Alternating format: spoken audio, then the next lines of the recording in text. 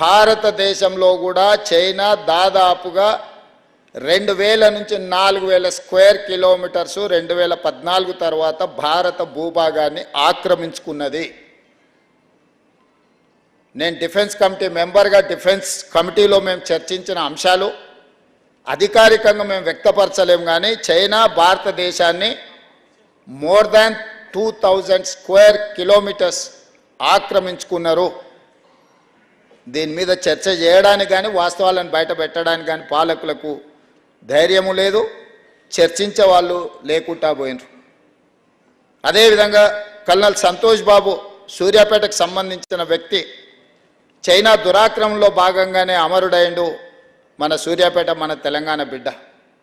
భారతదేశం కూడా యుద్ధాన్ని ఎదుర్కోవడం లేదు అని ఎవరన్నా అనుకుంటే భారతదేశాన్ని ఈ నవీన యుగంలో 2014 తర్వాత చెప్పనించి ఛాతీ వచ్చిన తర్వాత భారతదేశాన్ని ఆక్రమించుకున్న విషయాన్ని చాలామందికి తెలియకపోవచ్చు. తెలుసుకోవాల్సిన అవసరం, చర్చించాల్సిన అవసరం ఈ వేదిక మీద నుంచి చెప్పాల్సిన బాధ్యత నా మీద ఉన్నది. ఇంతకుముందు పెద్దలు వినోద్ కుమార్ గారు చెప్పారు, కశ్మీర్లో ఆనాడు ఒక లారీ AK-47 తుపాకులు సీజ్ అయినాయి, అక్కడ ఉన్న రాజేందర్ అని మన నిజామాబాద్ బిడ్డ ఎస్పీగా చెప్పిండ్రు. అదే కాదు, ఈరోజు మణిపూర్లో జరుగుతున్న మారణ కాండ, 2 గిరిజన జాతుల మధ్యలో వైరుధ్యమో యుద్ధమో అన్నట్టుగా ఉంది.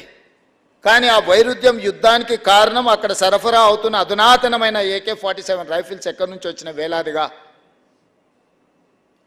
అక్కడ ఉన్న ఖనిజ సంపదను దోసుకోవడానికి ఏ కార్పొరేట్ కంపెనీలు ఈరోజు అక్కడ అంతర్యుద్ధాన్ని ప్రోత్సహిస్తున్నాయి. నేను చాలా కాన్షియస్గా వాడుతున్న అంతర్యుద్ధము అని. అక్కడ 2 జాతుల మధ్యలో కొట్లాడుతున్న వాతావరణం లేదు. మణిపూర్లో ఒక అంతర్యుద్ధం జరుగుతున్న వాతావరణం